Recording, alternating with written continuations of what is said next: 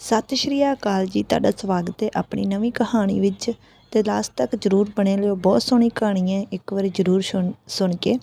ਸ਼ਾਂਤ ਮਹਾਸਾਗਰਾਂ ਦੇ ਅੰਦਰ ਇੱਕ ਉਜਾੜ ਟਾਪੂ ਨੂੰ ਸ਼ਾਹੋ ਬੁੱਢੀ ਚੜੇਲ ਨੇ ਆਪਣੇ ਕਬਜ਼ੇ ਵਿੱਚ ਕੀਤਾ ਹੋਇਆ ਸੀ। ਉਸ ਚੜੇਲ ਦੇ ਮਰ ਜਾਣ ਮਗਰੋਂ ਉੱਥੇ ਦੋ ਪੁਰਸ਼, ਇੱਕ ਸਫੇਦ ਦਾੜੀਏ ਮਹਾਤਮਾ ਪ੍ਰਹਲਾਦ ਅਤੇ ਦੂਜੀ ਉਸ ਦੀ 3-4 ਵਰ੍ਹਿਆਂ ਦੀ ਬਾਲ ਕੁੜੀ ਮੋਹਨੀ ਆ ਕੇ ਵਸਨੀਕ ਹੋਏ। ਪ੍ਰਹਲਾਦ ਪਹਿਲੇ ਦਰਜੇ ਦਾ ਹਿੰਮਤੀ ਅਤੇ ਉਦਮੀ ਸੀ। ਭਾਵੇਂ ਉਹ ਉਮਰੋਂ ਤਾਂ ਪਕੇਰਾ ਹੀ ਸੀ, ਪਰ ਫਿਰ ਵੀ ਘਰ-ਬਾਰ ਦਾ ਸਾਰਾ ਕੰਮ ਚੰਗੀ ਤਰ੍ਹਾਂ ਨਜਿੱਠਦਾ ਸੀ। ਉਸਦੇ ਚਿਹਰੇ ਤੋਂ ਸਦਾ ਖੁਸ਼ੀ ਦੇ ਚਿੰਨ੍ਹ ਪ੍ਰਗਟ ਹੁੰਦੇ ਸਨ। ਕਰੜੀ ਤੋਂ ਕਰੜੀ ਮੁਸ਼ੱਕਤ ਕਰਦਿਆਂ ਹੋਇਆਂ ਵੀ ਘਬਰਾਉਂਦਾ ਨਹੀਂ ਸੀ। ਉਸਦੀਆਂ ਮੋਟੀਆਂ-ਮੋਟੀਆਂ ਪਰ ਹਿੱਸੀਆਂ ਹੋਈਆਂ ਅੱਖੀਆਂ ਤੋਂ ਉਦਾਸੀ ਝਲਕਦੀ ਸੀ। ਭਾਵੇਂ ਉਹ ਉਸਨੂੰ ਛੁਪਾਉਣ ਦੀ ਵਾਹ ਲੱਗਦਾ ਟਿੱਲਾ ਲਾ ਰਿਹਾ ਸੀ। ਕਦੀ-ਕਦੀ ਉਸਦੀ ਕੁਟੀਆ ਵਿੱਚੋਂ ਇਹ ਗੀਤ ਇੱਕ ਭਰਮੀ ਜਿਹੀ ਆਵਾਜ਼ ਨਾਲ ਨਿਕਲਦਾ ਅਤੇ ਗੂੰਜਦਾ ਹੋਇਆ ਲਾਗੇ ਦੇ ਰੁੱਖਾਂ ਥਾਣੀ ਡੂੰਘੀਆਂ ਛਾਵਾਂ ਵਿੱਚ ਅਲੋਪ ਹੋ ਜਾਂਦਾ। ਨਿੱਘਰ ਗਈ ਮੇਰੇ ਦਿਲ ਦੀ ਬਸਤੀ, ਉਜੜ ਗਏ ਮੇਰੇ ਦਿਲ ਦੇ ਖੇੜੇ। ਰੋ ਵਤਨਾਂ ਦੀ ਪਰ ਨਾ ਰੁਮਕੀ, ਰੁਮਕੀ ਗਏ ਸਭ ਸਾਕ ਅਮੇੜੇ। ਨਾ ਦਿਸਿਆ ਮੁੜ ਵਤਨ ਪਿਆਰਾ, ਨਾ ਆਈ ਫਿਰ ਉਵਾ ਵਤਨਾਂ ਦੀ। ਤੜਫ ਰਿਹਾ ਮੇਰਾ ਜੀਓ ਵਿਚਾਰਾ, ਹਾਏ ਨਿਹਫਲ ਮੇਰੀ ਜਿੰਦੜੀ ਜਾਂਦੀ। ਮੋਹਨੀ ਹੀ ਪ੍ਰਹਲਾਦ ਦੇ ਉਜੜੇ ਹੋਏ ਦਿਲ ਦੀ ਨਿਸ਼ਾਨੀ ਤੇ ਜੀਵਨ ਦਾ ਸਹਾਰਾ ਸੀ। ਸੱਚ ਪੁੱਛੋ ਤਾਂ ਮੋਹਨੀ ਹੀ ਉਸਦੇ ਸੁੱਕੇ ਹੋਏ ਪਿੰਜਰ ਵਿੱਚ ਜਾਨ ਸੀ। ਪ੍ਰਹਲਾਦ ਦੀ ਕੁੱਲੀ ਦੇ ਲਾਗੇ ਹੀ ਇੱਕ ਘਣੀ ਰੁੱਖ ਵਿੱਚ ਇੱਕ ਹੋਰ ਜੀਵ ਰਹਿੰਦਾ ਸੀ, ਜਿਹੜਾ ਸਤਾਉਣ ਆਉਂਦਾ ਤੇ ਆਪਣੇ ਆਪ ਨੂੰ ਮਨੁੱਖ ਹੀ ਸੀ। ਪਰ ਇਹੋ ਜਿਹਾ ਕਰੂਪ ਤੇ ਡਰਾਉਣਾ ਭੂਤ ਨੂੰ ਮਨੁੱਖ ਸੱਦਣਾ ਮਨੁੱਖ ਜਾਤੀ ਦੀ ਹੇਠੀ ਹੈ। ਇਸਦਾ ਨਾਉਂ ਕਾਲਾ ਸੀ ਤੇ ਇਹ ਉਸ ਬੁੱਢੀ ਚੜੇਲ ਦਾ ਪੁੱਤਰ ਸੀ, ਜੋ ਪ੍ਰਹਲਾਦ ਦੇ ਇਸ ਟਾਪੂ ਵਿੱਚ ਪੁੱਜਣ ਤੋਂ ਪਹਿਲਾਂ ਹੀ ਮਰ ਚੁੱਕੀ ਸੀ। ਇੱਕ ਰੋਜ਼ ਪ੍ਰਹਲਾਦ ਦੀ ਨਜ਼ਰ ਉਸ 'ਤੇ ਪਈ ਤੇ ਉਹ ਉਸ ਨੂੰ ਘਰ ਲੈ ਆਏ ਤੇ ਉਸ ਨੂੰ ਪੜ੍ਹਾਉਣ ਦਾ ਬੜਾ ਯਤਨ ਕੀਤਾ, ਪਰ ਇਸ ਕੰਮ ਵਿੱਚ ਸਫਲਤਾ ਨਾ ਵੇਖ ਕੇ ਉਸ ਤੋਂ ਨੌਕਰਾਂ ਦਾ ਕੰਮ ਲੈਣ ਲੱਗ ਪਏ। ਸੱਚੀ ਗੱਲ ਤਾਂ ਇਹ ਹੈ ਕਿ ਉਹ ਲਾਇਕ ਵੀ ਨੌਕਰੀ-ਚਾਕਰੀ ਦੇ ਹੀ ਸੀ। ਪ੍ਰਹਲਾਦ ਤੇ ਉਸ ਦੀ ਧੀ ਦੋਵੇਂ ਹੀ ਇੱਕ ਗੁਫਾ ਅੰਦਰ ਰਹਿੰਦੇ ਸਨ। ਪਿਤਾ ਦਾ ਬਹੁਤ ਸਾਰਾ ਸਮਾਨ ਜਾਦੂਗਰੀ ਦੀਆਂ ਕਿਤਾਬਾਂ ਦੇ ਪੜ੍ਹਨ ਵਿੱਚ ਬੀਤਦਾ ਸੀ ਅਤੇ ਇਹ ਵਿੱਦਿਆ ਉਸ ਟਾਪੂ ਵਿੱਚ ਉਸਦੇ ਚੰਗੇ ਕੰਮ ਆਉਂਦੀ। ਇਸ ਦੇ ਤੁਫੈਲ ਹੀ ਉਸ ਨੇ ਬਹੁਤ ਸਾਰੇ ਉਹਨਾਂ ਸੂਖਮ ਜੀਵਾਂ ਦਾ ਬੰਦ ਖਲਾਸੀ ਕੀਤੀ, ਜਿਨ੍ਹਾਂ ਨੂੰ ਉਸਦੇ ਉੱਥੇ ਆਉਣ ਤੋਂ ਪਹਿਲਾਂ ਆਪਣੇ ਹੁਕਮਾਂ ਦੇ ਭੰਗ ਕਰਨ ਦੇ ਦੋਸ਼ ਵਿੱਚ ਸ਼ਾਹੋ ਨੇ ਬ੍ਰਿਸ਼ਾ ਦੇ ਮੁੱਢਾਂ ਵਿੱਚ ਕੈਦ ਕੀਤਾ ਹੋਇਆ ਸੀ। ਉਸਦੇ ਇਸ ਪਰਉਪਕਾਰ ਦੇ ਕਾਰਨ ਉਹ ਸਾਰੇ ਜੀਵ ਇਸਦੇ ਧੰਨਵਾਦੀ ਸਨ ਤੇ ਉਸ ਨਾਲ ਦਿਲੋਂ ਹਿੱਤ ਕਰਦੇ ਸਨ। ਇਹਨਾਂ ਸਾਰਿਆਂ ਦਾ ਸਰਦਾਰ ਅਰਬੇਲ ਸੀ, ਜਿਹੜਾ ਸਦਾ ਉਸਦੇ ਹੁਕਮ ਵਿੱਚ ਤਿਆਰ-ਬਰ-ਤਿਆਰ ਰਹਿੰਦਾ ਸੀ। ਇਸ ਜੀਵ ਵਿੱਚ ਦੂਜਿਆਂ ਤੋਂ ਲੋਪ ਹੋ ਕੇ ਹਵਾ ਵਿੱਚ ਉੱਡਣ ਦੀ ਸ਼ਕਤੀ ਤੋਂ ਸਿਵਾਏ ਬਹੁਤੇਰਾ ਹੋਰ ਵੀ ਗੁਣ ਸਨ। ਜਦੋਂ ਉਹ ਚਾਹੁੰਦਾ ਕਿਤਨੇ ਹੀ ਰੂਪ ਵਟਾ ਲੈਂਦਾ ਤੇ ਕਿਸੇ ਨੂੰ ਪਤਾ ਹੀ ਨਹੀਂ ਲੱਗਦਾ ਕਿ ਉਹ ਕੌਣ ਹੈ। ਜਦ ਕਦੇ ਕਾਲਾ ਪ੍ਰਹਲਾਦ ਦੇ ਕੰਮ ਵਿੱਚ ਢਿੱਲ-ਮੱਠ ਕਰਦਾ ਤਾਂ ਉਸ ਦੀ ਖ਼ਬਰ ਲੈਣ ਲਈ ਅਰਬੇਲਾ ਨੂੰ ਹੀ ਭੇਜਿਆ ਜਾਂਦਾ ਸੀ। ਜੇ ਸੁੱਖਾਂ ਦੇ ਦਿਨ ਸਦਾ ਨਹੀਂ ਰਹਿੰਦੇ ਤਾਂ ਦੁੱਖਾਂ ਦੇ ਦਿਨ ਵੀ ਗੁਜ਼ਰ ਜਾਂਦੇ ਨੇ। ਇਸੇ ਤਰ੍ਹਾਂ ਹੀ ਸਮਾਂ ਬੀਤਦਾ ਗਿਆ। ਪ੍ਰਹਲਾਦ ਭਾਵੇਂ ਇਕੱਲਾ ਹੀ ਸੀ, ਪਰ ਫਿਰ ਵੀ ਅੱਗੇ ਨਾਲੋਂ ਵਧੇਰੇ ਕੰਮ ਕਰਦਾ ਸੀ। ਦਿਨ ਕੱਟੀ ਕਰਦਾ ਰਿਹਾ। ਮੋਹਨੀ ਪੂਰੇ 16 ਵਰ੍ਹਿਆਂ ਦੀ ਹੋ ਚੁੱਕੀ ਸੀ। 11 ਵਰ੍ਹੇ ਪ੍ਰਹਲਾਦ ਦੇ ਸ਼ਾਂਤ ਚਿੱਤ ਹੋਣ ਦੇ ਕਾਰਨ ਲੰਘਦੇ ਨਜ਼ਰ ਨਾ ਆਏ। ਇੱਕ ਦਿਨ ਬੁੱਢਾ ਪ੍ਰਹਲਾਦ ਸਮੁੰਦਰ ਦੇ ਕੰਢੇ ਬੈਠਾ ਹੋਇਆ ਧਰਤੀ ਦੇ ਕੋਈ ਜਾਦੂਗਰੀ ਦੀ ਚਿੱਤਰ ਲੀਕ ਰਿਹਾ ਸੀ। ਮੋਹਨੀ ਨਾਲ ਦੇ ਇੱਕ ਵੱਡੇ ਸਾਰੇ ਕਾਲੇ ਜਿਹੇ ਪੱਥਰ 'ਤੇ ਬੈਠੀ ਪਿਤਾ ਵੱਲ ਨੀਝ ਨਾਲ ਤੱਕ ਰਹੀ ਸੀ। ਪੌਣ ਦੇ ਇੱਕੋ ਫਰਾਟੇ ਨੇ ਉਸਦੇ ਸਿਰ ਤੋਂ ਪੱਲੇ ਦੀ ਕੰਨੀ ਖਿਸਕਾ ਦਿੱਤੀ, ਪਰ ਮੋਹਨੀ ਨੂੰ ਕੁਝ ਪਤਾ ਨਾ ਲੱਗਾ। ਉਹ ਧਰਤੀ ਵੱਲ ਚਿੱਤਰ ਨੂੰ ਧਿਆਨ ਨਾਲ ਵੇਖ ਰਹੀ ਸੀ। ਸਮੁੰਦਰ ਵਿੱਚ ਜ਼ੋਰ ਦੀ ਤੂਫਾਨ ਵਗ ਰਿਹਾ ਸੀ। ਪਾਣੀ ਦੀਆਂ ਲਹਿਰਾਂ ਉੱਚੀਆਂ-ਉੱਚੀਆਂ ਉੱਠ ਕੇ ਸਮੁੰਦਰ ਦੇ ਪਾਣੀ ਨੂੰ ਝੱਗੋ-ਝੱਗ ਕਰ ਰਹੀਆਂ ਸਨ। ਇਸ ਭਿਆਨਕ ਸਮੇਂ ਅਚਾਨਕ ਹੀ ਲਹਿਰਾਂ ਦੇ ਵਿਚਕਾਰ ਇੱਕ ਜਹਾਜ਼ ਨੂੰ ਡੱਕੋ-ਡੋਲੇ ਖਾਂਦਿਆਂ ਵੇਖ ਕੇ ਮੋਹਨੀ ਦਾ ਦਿਲ ਕੰਬ ਉੱਠਿਆ। ਉਹ ਤ੍ਰਿਪਕ ਉੱਠੀ ਤੇ ਕੰਬਦੀ ਹੋਈ ਆਵਾਜ਼ ਨਾਲ ਆਖਣ ਲੱਗੀ, ਹੇ ਪਿਤਾ ਜੀਓ, ਆਪਣੀ ਵਿੱਦਿਆ ਦੀ ਸ਼ਕਤੀ ਨਾਲ ਕਿਰਪਾ ਕਰਕੇ ਇਸ ਤੂਫਾਨ ਨੂੰ ਬੰਦ ਕਰੋ ਤੇ ਉਸ ਜਹਾਜ਼ ਦੇ ਬੰਦਿਆਂ ਨੂੰ ਬਚਾ ਲਵੋ। ਮੈਨੂੰ ਉਹਨਾਂ 'ਤੇ ਡਾਢਾ ਤਰਸ ਆਉਂਦਾ ਹੈ। ਪਿਤਾ ਜੀ, ਮੇਰੇ ਚੰਗੇ ਪਿਤਾ ਜੀ।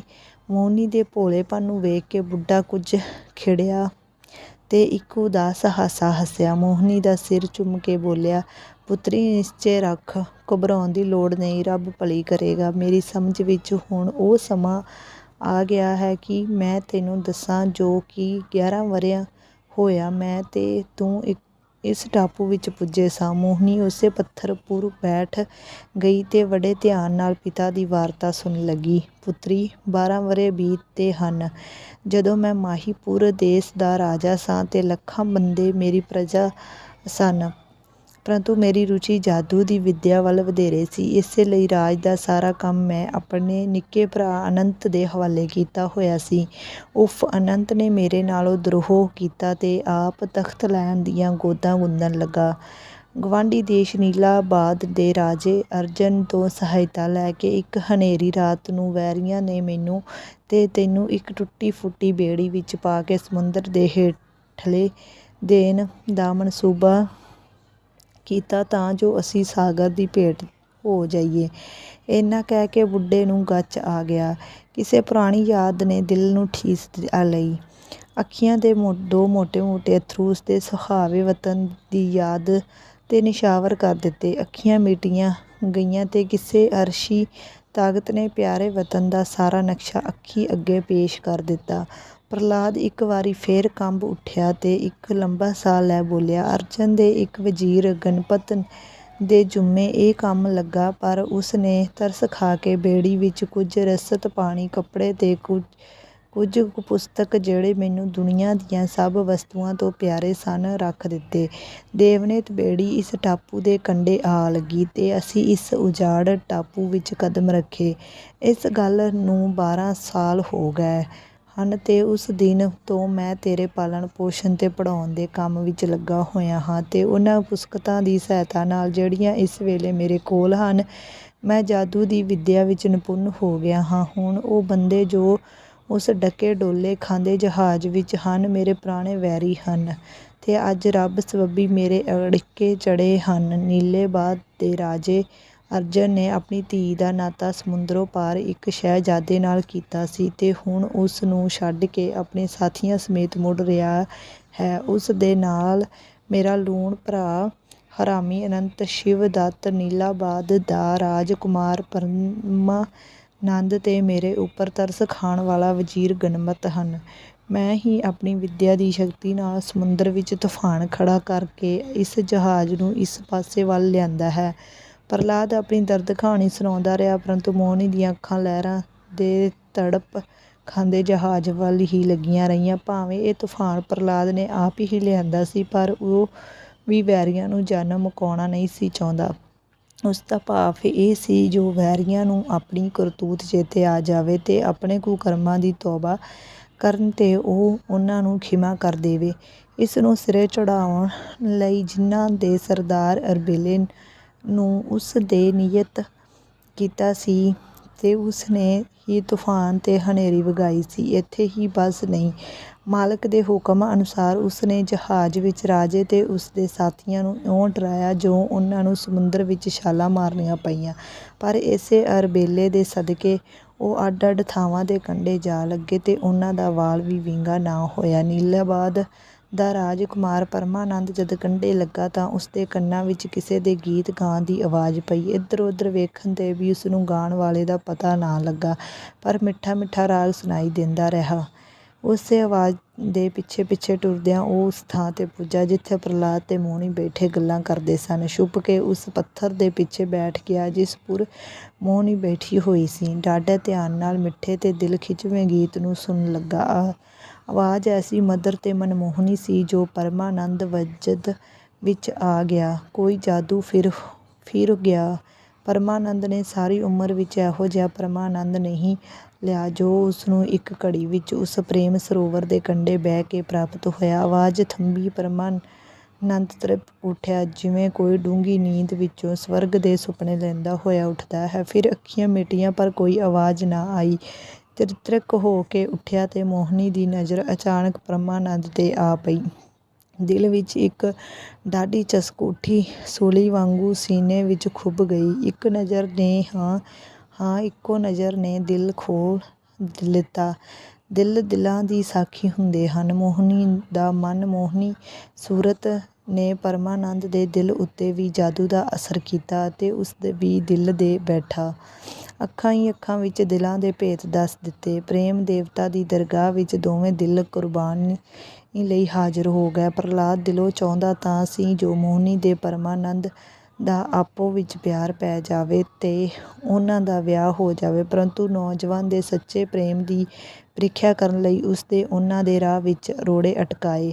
ਮੋਹਣੀ ਦੇ ਅੱਗੇ ਉਸ ਨੇ ਪਰਮਾਨੰਦ ਦੀ ਹੇਠੀ ਦੀਆਂ ਬਹੁਤ ਸਾਰੀਆਂ ਗੱਲਾਂ ਕੀਤੀਆਂ ਤੇ ਕੁੜੀ ਦੇ ਦਿਲ ਦੀ ਬੁੱਝ ਕੇ ਘੂਰ ਕੇ ਆਖਣ ਲੱਗਾ, ਤੈਨੂੰ ਇਹ ਰਾਜਕੁਮਾਰ ਤਦ ਹੀ ਚੰਗਾ ਹਿੰਦਾ ਹੈ ਜੇ ਤੂੰ ਕੋਈ ਹੋਰ ਇਸ ਤੋਂ ਚੰਗਾ ਪੁਰਸ਼ ਵੇਖਿਆ ਨਹੀਂ ਤਾਂ ਇਹ ਤਾਂ ਕੋਈ ਚੀਜ਼ ਹੀ ਨਹੀਂ। ਇਸ ਦੇ ਉਪਰੰਤ ਆਪਣੇ ਜਾਦੂ ਦੇ ਬਲ ਨਾਲ ਪਰਮਾਨੰਦ ਨੂੰ ਗੁਫਾ ਵਿੱਚ ਕੈਦ ਕਰਕੇ ਭਰੀਆਂ ਲੱਕੜੀਆਂ ਢੋਣ ਦਾ ਕੰਮ ਤੇ ਲਾ ਦਿੱਤਾ। ਉਹਨਾਂ ਦੋਹਾਂ ਨੂੰ ਉੱਤੇ ਛੱਡ ਕੇ ਉਹ ਆਪ ਦੂਜੇ ਕਮਰੇ ਵਿੱਚ ਚਲਾ ਗਿਆ, ਜਿੱਥੇ ਛੁਪ ਕੇ ਉਹ ਉਹਨਾਂ ਨੂੰ ਵੇਖ ਸਕਦਾ ਸੀ ਤੇ ਉਹਨਾਂ ਦੀਆਂ ਸਾਰੀਆਂ ਗੱਲਬਾਤ ਸੁਣ ਸਕਦਾ ਸੀ। ਰਾਜਿਆਂ ਦੇ ਪੁੱਤਰ ਨੇ ਭਲਾ ਇਹੋ ਜਿਹਾ ਕੰਮ ਕਦ ਕੀਤੇ ਹੁੰਦੇ ਨੇ। ਛੇਤੀ ਹੀ ਉਹ ਥੱਕ ਗਿਆ। ਉਸ ਨੂੰ ਹਫਤਾ ਵੇਖ ਕੇ ਮੋਹਣੀ ਨੇ ਆਖਿਆ, ਪਿਤਾ ਹੋਰੀ ਪੜ੍ਹਨ ਦੇ ਕੰਮ ਵਿੱਚ ਰੁੱਝੇ ਹੋਏ ਹਨ, 3 ਘੰਟੇ ਉੱਥੇ ਹੀ ਰਹਿਣਗੇ, ਤੁਸੀਂ ਰਾਤੀ ਕੁ ਬੈਠ ਕੇ ਸਾਹ ਕੱਢ ਲਓ। ਪਰੰਤੂ ਪਰਮਾਨੰਦ ਡਰਦਾ ਸੀ ਕਿ ਜੇ ਕਦੇ ਪ੍ਰਹਲਾਦ ਨੇ ਉਸ ਨੂੰ ਬੈਠਿਆ ਵੇਖ ਲਿਆ ਤਾਂ ਉਸ ਦੀ ਖੈਰ ਨਹੀਂ ਹੋਵੇਗੀ, ਜਾਂ ਜੇ ਕਦੀ ਨਿਯਤ ਸਮੇਂ ਵਿੱਚ ਉਹ ਕੰਮ ਨਾ ਮੁਕਾ ਸਕਿਆ ਤਾਂ ਉਸ ਦੀ ਚੰਗੀ ਖੁੰਬ ਠੱਪੀ ਜਾਵੇਗੀ। ਇਸ ਲਈ ਉਸ ਨੇ ਕੰਮ ਨਾ ਛੱਡਿਆ। ਇਸ ਤੇ ਮੋਹਣੀ ਨੇ ਪਿਆਰ ਨਾਲ ਆਖਿਆ, ਜੇ ਤੁਸੀਂ ਕੰਮ ਦੇ ਨਾ ਮੁੱਕਣ ਤੋਂ ਡਰਦੇ ਹੋ ਤਾਂ ਤੁਸੀਂ ਘੜੀ ਕੁ ਆਰਾਮ ਕਰ ਲਓ, ਤੁਹਾਡੀ ਥਾਂ ਤੇ ਮੈਂ ਲੱਕੜਾਂ ਢੋਂਦੀ ਹਾਂ। ਦਿਲ ਦਾ ਖਿੱਚ ਕਿੰਨੀ ਡਾਢੀ ਹੁੰਦੀ ਹੈ। ਮੋਹਣੀ ਨੇ ਪਰਮਾਨੰਦ ਦੀ ਪੀੜ ਨੂੰ ਜਾਣ ਲਿਆ, ਜੋ ਉਹ ਉਸ ਨੂੰ ਆਪਣਾ ਮੰਨ ਚੁੱਕੀ ਸੀ। ਜੋਤ ਇੱਕ ਹੋ ਚੁੱਕੀ ਸੀ, ਭਾਵੇਂ ਸਰੀਰ ਵੱਖੋ ਵੱਖ ਹੀ ਸਨ। ਮੁਹੱਬਤ ਦਾ ਖਾਹੜੂ ਹੁੰਦੀ ਹੈ। ਪ੍ਰੇਮ ਦਾ ਮਤਵਾਲਾ ਹੁੰਦਾ ਹੈ। ਪ੍ਰੇਮ ਦੀ ਇੱਕ ਚਿਣਗ ਦਿਲ ਨੂੰ ਚਮਕਾ ਸਕਦੀ ਹੈ, ਨੂਰ ਪੈਦਾ ਕਰ ਸਕਦੀ ਹੈ, ਪਰ ਇਸ ਨੂਰ ਨੂੰ ਵੇਖਣ ਲਈ ਵੀ ਇੱਕ ਪ੍ਰੇਮ ਭਰਿਆ ਦਿਲ ਲੋੜੀਂਦਾ ਹੁੰਦਾ ਹੈ। ਅੱਖੀਆਂ ਇਸ ਨੂੰ ਨਹੀਂ ਵੇਖ ਸਕਦੀਆਂ, ਹੱਥ ਇਸ ਨੂੰ ਨਹੀਂ ਛੂਹ ਸਕਦੇ, ਪੈਰ ਦੀ ਰਸਾਈ ਵੀ ਇੱਥੋਂ ਤੱਕ ਔਖੀ ਹੈ। ਇਸ ਵਾਯੂ ਮੰਡਲ ਵਿੱਚ ਰੂਹਾਂ ਖੇਡਦੀਆਂ ਹਨ, ਸਰੀਰ ਨਹੀਂ। ਦਰਦ ਤੜਫਦੇ ਹਨ, ਅੰਗ ਨਹੀਂ। ਇਹ ਇੱਕ ਪਾਰਸ ਸ਼ੋਅ ਦੇ ਕਾਇਆ ਪਲਟ ਸਕਦੀ ਹੈ। ਇਹ ਇੱਕ ਦਰਦ ਹੈ ਜੋ ਪੱਥਰ ਦਿਲ ਨੂੰ ਮੋਮ ਕਰ ਦਿੱਤਾ। ਮੁਹੱਬਤ ਖਿੱਚ ਕੇ ਨਗਮੇ ਦੀ ਇੱਕ ਸੋਹਣੀ ਕਹਾਣੀ ਏ। ਮੁਹੱਬਤ ਜ਼ਿੰਦਗੀ ਦੇ ਬਾਗ ਦੀ ਕੋਮਲ ਨਿਸ਼ਾਨੀ ਹੈ। ਜਦੋਂ ਕੋਈ ਪ੍ਰੇਮ ਦਾ ਤਿਨਕਾ ਦਿਲ ਵਿੱਚ ਰੰਗ ਭਰਦਾ ਹੈ ਤਾਂ ਹਰ ਇੱਕ ਬਾਗ ਦਾ ਜਰਾ ਖੁਸ਼ੀ ਵਿੱਚ ਨਾਚ ਕਰਦਾ ਹੈ। ਮੁਹੱਬਤ ਆ ਕੇ ਜੋਬਨ ਤੇ ਜਦੋਂ ਬੇਤਾਬ ਹੋ ਜਾਵੇ, ਕਦੀ ਆਵਾਜ਼ ਹੋ ਜਾਵੇ, ਕਦੀ ਮਿਜਰਾਬ ਹੋ ਜਾਵੇ, ਜਦੋਂ ਇਸ ਸਾਜ਼ ਦੇ ਨਗਮੇ ਹਵਾ ਵਿੱਚ ਥਰਥਰਾਉਂਦੇ ਨੇ ਤਾਂ ਜੀਵਨ ਪਲਟ ਜਾਂਦੇ ਨੇ, ਕਲੇਜੇ ਫੜਕ ਜਾਂਦੇ ਨੇ। ਪੱਥਰ ਦਿਲ ਪ੍ਰੇਮ ਦੇ ਅੰਦਰ ਪਿਘਲ ਕੇ ਨੀਰ ਹੋ ਜਾਵੇ, ਦਿਲ ਦੇ ਕੈਦ ਖਾਨੇ 'ਚ ਕੜੀ ਜੰਜੀਰ ਹੋ ਜਾਵੇ। ਮੋਹਣੀ ਨੇ ਜਰਾ ਸ਼ਰਮਾਂਦਿਆਂ ਹੋਇਆਂ ਮਧੁਰ ਜਿਹੀ ਆਵਾਜ਼ ਵਿੱਚ ਫਿਰ ਆਖਿਆ, ਪ੍ਰਿਆ ਥੱਕ ਜਾਓਗੇ। ਪਰਮਾਨੰਦ ਨੇ ਮਜਬੂਰ ਤੇ ਸਦਰਾਈਆਂ ਹੋਈਆਂ ਅੱਖਾਂ ਨਾਲ ਮੋਹਣੀ ਵੱਲ ਵੇਖਿਆ, ਮੁਸਕਰਾਇਆ ਤੇ ਆਪਣੇ ਕੰਮ ਵਿੱਚ ਜੁਟ ਗਿਆ। ਭਾਵੇਂ ਪ੍ਰਹਲਾਦ ਉਹਨਾਂ ਨੂੰ ਵਿਖਾਈ ਨਹੀਂ ਸੀ ਦਿੰਦਾ, ਪਰੰਤੂ ਉਹ ਵੇਖ ਜ਼ਰੂਰ ਰਿਹਾ ਸੀ ਤੇ ਉਹਨਾਂ ਦੀਆਂ ਇਹ ਪ੍ਰੇਮ ਭਰੀਆਂ ਗੱਲਾਂ ਸੁਣ ਕੇ ਉਸ ਦੇ ਨਿਸ਼ਚੇ ਹੋ ਰਿਹਾ ਸੀ ਕਿ ਜੋ ਉਹਨਾਂ ਦਾ ਪ੍ਰੇਮ ਸੱਚਾ ਹੈ, ਲਈ ਉਹ ਪ੍ਰਸੰਨ ਹੋ ਰਿਹਾ ਸੀ। ਜਦੋਂ ਦੋਵੇਂ ਪ੍ਰੇਮ ਦੀ ਤੱਕੜੀ ਤੇ ਤੁਲ ਚੁੱਕੇ, ਇਮਤਿਹਾਨ ਵਿੱਚੋਂ ਪਾਸ ਹੋ ਚੁੱਕੇ, ਤਾਂ ਪ੍ਰਹਲਾਦ ਨੇ ਪ੍ਰੇਮ ਨਾਲ ਆਖਿਆ, ਬੱਚਿਓ ਡਰੋ ਨਹੀਂ। ਭਾਵੇਂ ਮੈਂ ਤੁਹਾਡੇ ਨਾਲ ਕਰੜਾ ਸਲੂਕ ਕੀਤਾ, ਪਰ ਉਸ ਦਾ ਬਦਲਾ ਵੀ ਮੈਂ ਦੇ ਸਕਦਾ ਹਾਂ। ਪੁੱਤਰ ਪਰਮਾਨੰਦ, ਮੈਂ ਤੁਹਾਡੀਆਂ ਸਾਰੀਆਂ ਗੱਲਾਂ ਸੁਣ ਲਿੱਤੀਆਂ ਹਨ ਤੇ ਪ੍ਰਸੰਨ ਹੋ ਕੇ ਮੈਂ ਪਿਆਰੀ ਮੋਹਣੀ ਤੇਰੇ ਲੜ ਲਾਉਣਾ ਹਾਂ। ਜਿਹੜੀ ਵਡਿਆਈ ਤੇ ਉਪਮਾ ਤੂੰ ਉਸ ਦੀ ਕਰਦਾ ਰਿਹਾ ਹੈ, ਸੱਚਮੁੱਚ ਮੇਰੀ ਮੋਹਣੀ ਉਸ ਦੀ ਹੱਕਦਾਰ ਹੈ, ਸਗੋਂ ਉਸ ਤੋਂ ਵੀ ਵਧੇਕ ਸ਼ਲਾਘਾਯੋਗ ਹੈ। ਇਸ ਲਈ ਹੈ ਪੁੱਤਰ, ਉਸ ਨਾਲ ਸੱਚੇ ਪਤੀ ਵਾਲਾ ਪ੍ਰੇਮ ਕਰਨਾ ਤੇਰਾ ਪਰਮ ਧਰਮ ਹੋਵੇਗਾ। ਤੁਹਾਡਾ ਵਿਆਹ ਮੈਂ ਛੇਤੀ ਹੀ ਕਰ ਦਿਆਂਗਾ। ਹੁਣ ਇੱਥੇ ਬੈਠ ਕੇ ਤੁਸੀਂ ਆਪੋ ਵਿੱਚ ਹੱਸੋ ਖੇਡੋ, ਗੱਲਾਂ ਕਰੋ। ਮੈਂ ਇੱਕ ਜ਼ਰੂਰੀ ਕੰਮ ਲਈ ਜਾਂਦਾ ਹਾਂ। ਜਿਸ ਜ਼ਰੂਰੀ ਕੰਮ ਦਾ ਉਸਨੇ ਜ਼ਿਕਰ ਕੀਤਾ ਸੀ, ਉਹ ਨੀਲਬਾਧ ਦੇ ਰਾਜੇ ਤੇ ਉਸ ਦੀਆਂ ਸਾਥੀਆਂ ਨੂੰ, ਜਿਹੜੇ ਟਾਪੂ ਦੇ ਕਿਸੇ ਹੋਰ ਹਿੱਸੇ ਵਿੱਚ ਕੰਢੇ ਤੇ ਲੱਗੇ ਸਨ, ਬਚਾਉਣ ਦਾ ਸੀ।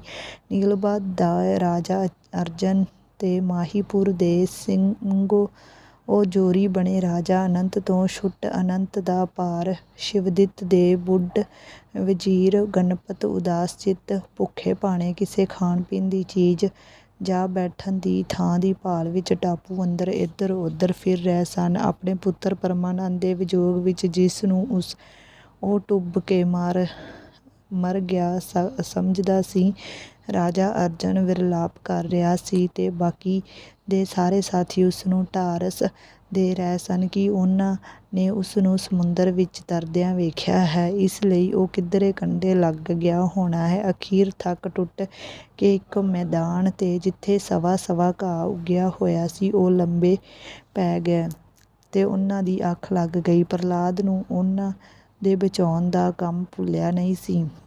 ਅਰਬੇਲ ਦੀ ਨੌਕਰੀ ਇਸੇ ਕੰਮ ਤੇ ਲੱਗੀ ਹੋਈ ਸੀ, ਪਰੰਤੂ ਜਿਸ ਤਰ੍ਹਾਂ ਪ੍ਰੀਖਿਆ ਤੋਂ ਬਿਨਾਂ ਉਹ ਪਰਮਾਨੰਦ ਤੇ ਮੋਹਣੀ ਦੇ ਵਿਆਹ ਤੇ ਰਾਜ਼ੀ ਨਹੀਂ ਸੀ ਹੋਇਆ, ਇਸੇ ਤਰ੍ਹਾਂ ਉਹ ਉਹਨਾਂ ਨੂੰ ਵੀ ਆਪਣੀ ਕਰਤੂਤ ਦਾ ਚੇਤਾ ਕਰਾਉਣਾ ਚਾਹੁੰਦਾ ਸੀ। ਛੇਤੀ ਹੀ ਉਹਨਾਂ ਦੀਆਂ ਅੱਖਾਂ ਖੁੱਲ੍ਹ ਗਈ ਤੇ ਭਾਵੇਂ ਉਹ ਥੱਕੇ ਹੋਏ ਸਨ, ਪਰ ਫਿਰ ਵੀ ਇੱਕ ਵਾਰ ਮੁੜ ਖੁਰਾਕ ਦੀ ਭਾਲ ਵਿੱਚ ਗਸ਼ਤ ਕਰਨ ਲੱਗੇ। ਠੀਕ ਜਿਸ ਵੇਲੇ ਉਹ ਕਿਸੇ ਪ੍ਰਕਾਰ ਦੇ ਖਾਣ ਪੀਣ ਦੀ ਵਸਤ ਤੋਂ ਨਿਰਾਸ਼ ਹੋ ਚੁੱਕੇ ਸਨ, ਅਰਬੇਲ ਤੇ ਉਸ ਦੇ ਨਾਲ ਦੇ ਜਿੰਨ ਕਈ ਪ੍ਰਕਾਰ ਦੇ ਸਵਾਦਲੇ ਭੋਜਨਾਂ ਦੇ ਭਰੇ ਹੋਏ ਥਾਲ ਅਚਨਚੇਤ ਉਹਨਾਂ ਦੇ ਸਾਹਮਣੇ ਰੱਖ ਕੇ ਆਪ ਅਲੋਪ ਹੋ ਗਿਆ। ਇਹ ਕੌਤਕ ਵੇਖ ਕੇ ਉਹ ਹੈਰਾਨ ਤਾਂ ਬੜੇ ਹੋਏ, ਪਰ ਭੁੱਖੇ ਜੋ ਸਨ, ਝੱਟ ਉਹਨਾਂ ਨੇ ਪ੍ਰਸ਼ਾਦ ਛਕਣ ਲਈ ਥਾਲ ਵੱਲ ਹੱਥ ਵਧਾਏ, ਪਰ ਅਜੇ ਗਰਾਹੀਆਂ ਤੋੜੀਆਂ ਨਹੀਂ ਸਨ ਜੋ ਅਰਬੇਲ ਇੱਕ ਵੱਡੇ ਸਾਰੇ ਭਿਆਨਕ ਪਖੇਰੂ ਦੀ ਸ਼ਕਲ ਵਿੱਚ ਉਹਨਾਂ ਦੇ ਸਾਹਮਣੇ ਆ ਖਲੋਤਾ। ਉਹ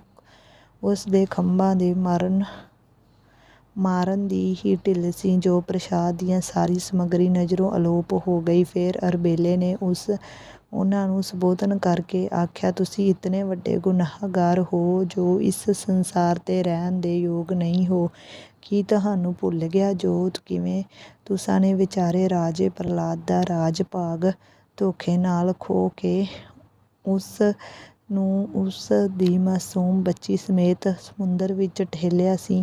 ਹੁਣ ਤੁਸੀਂ ਵੀ ਉਸੇ ਤਰ੍ਹਾਂ ਹਵਾ ਵਿੱਚ ਲਹਿਰਾਂ ਦੇ ਹੱਥੋਂ ਡੱਕੋ ਡੋਲੇ ਖਾ ਰਹੇ ਹੋ। ਇਸ ਟਾਪੂ ਵਿੱਚ ਸਿਵਾਏ ਪਸ਼ਚਾਤਾਪ ਦੇ ਹੋਰ ਕੋਈ ਚੀਜ਼ ਤੁਹਾਨੂੰ ਭੁੱਖ ਪਿਆਸ ਤੋਂ ਮੌਤ ਤੋਂ ਹੀ ਨਹੀਂ ਬਚਾ ਸਕਦੀ। ਆਪਣੇ ਗੁਨਾਹ ਦੀ ਤੌਬਾ ਕਰੋ ਅਤੇ ਅੱਗੇ ਲਈ ਕੰਨਾਂ ਤੋਂ ਹੱਥ ਲਾਓ, ਸ਼ਾਇਦ ਤੁਹਾਡੇ ਉੱਤੇ ਰੱਬ ਮਿਹਰ ਕਰ ਦੇਵੇ। ਇਹ ਸੁਨੇਹਾ ਦੇ ਕੇ ਸਰੋਤਿਆਂ ਨੂੰ ਇਸ ਤਰ੍ਹਾਂ ਹੈਰਾਨ ਪਰੇਸ਼ਾਨ ਕਰਕੇ ਅਰਬੇਲਾ ਆਪ ਨਜ਼ਰੋਂ ਅਲੋਪ ਹੋ ਗਿਆ। ਜਦ ਇਸ ਪ੍ਰਕਾਰ ਅਨੰਤ ਤੇ ਅਰਜਨ ਦੀਆਂ ਅੱਖਾਂ ਅੱਗੇ ਉਹਨਾਂ ਦੇ ਪਾਪ ਦੀਆਂ ਮੂਰਤਾਂ ਲਿਆਂਦੀਆਂ ਗਈਆਂ ਤਾਂ ਉਹ ਡਾਢੇ ਘਬਰਾਏ ਤੇ ਨੀਮ ਪਾਗਲ ਹੋ ਕੇ ਇੱਧਰ ਉੱਧਰ ਭੱਜਣ ਲੱਗ ਗਏ ਤੇ ਗਿੜਗਿੜਾ ਕੇ ਮਾਫ਼ੀਆਂ ਮੰਗਣ ਅਤੇ ਪਛਤਾਵ ਕਰਨ ਲੱਗੇ। ਅਰਬੇਲੇ ਨੇ ਹੁਣ ਪ੍ਰਹਲਾਦ ਕੋਲ ਪੁੱਜ ਕੇ ਇਸ ਸਾਰੀ ਗੱਲ ਦੀ ਖ਼ਬਰ ਦਿੱਤੀ।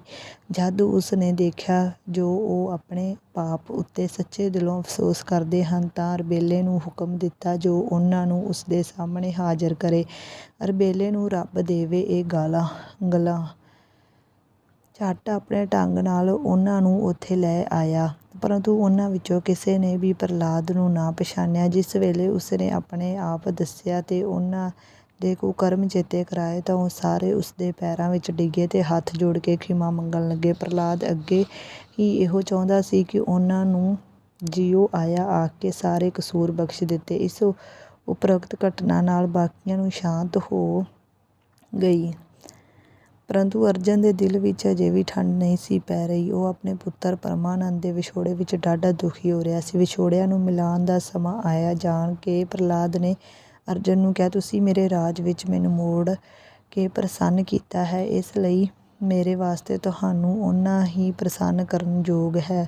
ਇਹ ਆਖ ਕੇ ਉਸ ਨੇ ਗੁਫਾ ਦਾ ਦਰਵਾਜ਼ਾ ਖੋਲ੍ਹ ਦਿੱਤਾ, ਜਿਸ ਦੇ ਅੰਦਰ ਅਰਜਨ ਆਪਣੇ ਪੁੱਤਰ ਇੱਕ ਸੁੰਦਰ ਇਸਤਰੀ ਨਾਲ ਚੌਪਟ ਖੇਡਦਿਆਂ ਵੇਖ ਕੇ ਗਦਗਦ ਹੋ ਗਿਆ। ਪਿਓ ਪੁੱਤਰ ਦੀ ਖੁਸ਼ੀ ਦਾ ਕੌਣ ਅੰਦਾਜ਼ਾ ਲਾ ਸਕਦਾ ਹੈ, ਜਦ ਕਿ ਦੋਵੇਂ ਇੱਕ ਦੂਜੇ ਨੂੰ ਮੋਹਿਆ ਸਮਝੀ ਬੈਠੇ ਸਨ। ਮੋਹਣੀ ਦੀ ਸੁੰਦਰ ਮੂਰਤ ਵੇਖ ਕੇ ਪਰਮਾਨੰਦ ਵਾਂਗ ਅਰਜਨ ਦੇ ਦਿਲ ਵਿੱਚ ਵੀ ਇਹੋ ਫੁਰਨਾ ਫੁਰਿਆ ਜੋ ਇਹ ਕੋਈ ਇਸ ਟਾਪੂ ਦੀ ਪਰੀ ਹੈ, ਜਿਸ ਨੇ ਪਹਿਲਾਂ ਪਿਓ ਪੁੱਤਰ ਨੂੰ ਵਿਛੋੜੇ ਦਾ ਸੱਲ ਦਿੱਤਾ, ਪਰ ਹੁਣ ਤਰਸ ਖਾ ਕੇ ਉਹਨਾਂ ਨੂੰ ਮਿਲ ਰਹੀ ਹੈ। ਪਰ ਪਰਮਾਨੰਦ ਨੇ ਪਿਤਾ ਦੇ ਦਿਲ ਦੀ ਬੁੱਝ ਕੇ ਆਖਿਆ, ਪਿਤਾ ਜੀ, ਤੁਹਾਨੂੰ ਭੁਲੇਖਾ ਲੱਗ ਗਿਆ ਹੈ। ਇਹ ਪਰੀ ਨਹੀਂ ਹੈ, ਸਗੋਂ ਸਾਡੇ ਵਾਂਗ ਮਨੁੱਖੀ ਹੈ।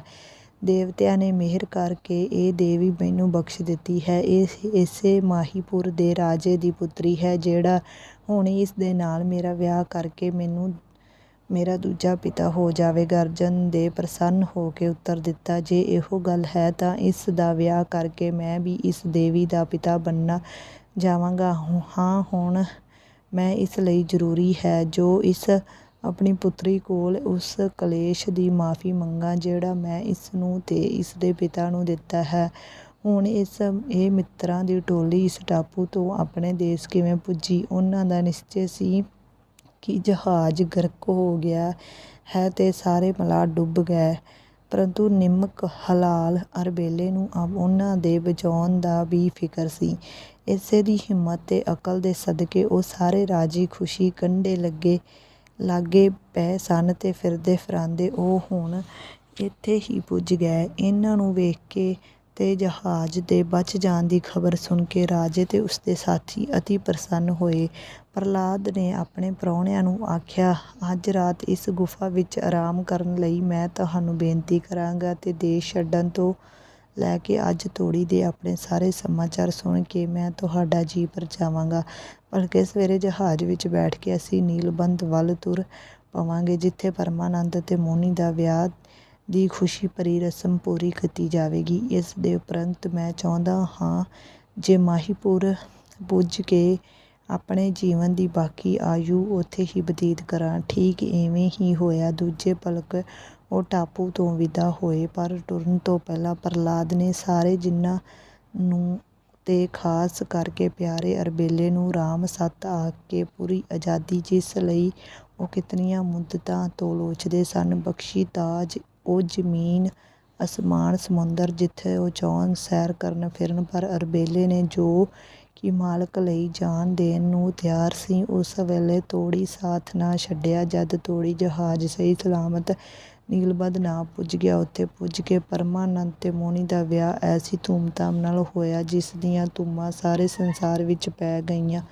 ਤੇ ਰੱਬ ਨੇ ਸਾਰਿਆਂ ਨੂੰ ਦੁੱਖ ਪਿੱਛੋਂ ਪਰਮ ਸੁੱਖ ਬਖਸ਼ਿਆ। ਵੀਡੀਓ ਵਧੀਆ ਲੱਗੀ ਤੇ ਚੈਨਲ ਨੂੰ ਸਬਸਕ੍ਰਾਈਬ ਤੇ ਵੀਡੀਓ ਨੂੰ ਸ਼ੇਅਰ ਤੇ ਵੱਧ ਤੋਂ ਵੱਧ ਚੈਨਲ ਨੂੰ ਸਬਸਕ੍ਰਾਈਬ ਕਰੋ। ਮਿਲਦੇ ਹਾਂ ਨਵੀਂ ਵੀਡੀਓ ਵਿੱਚ ਨਵੀਂ ਕੁਛ ਕਹਾਣੀ ਦੇ ਨਾਲ। ਧੰਨਵਾਦ।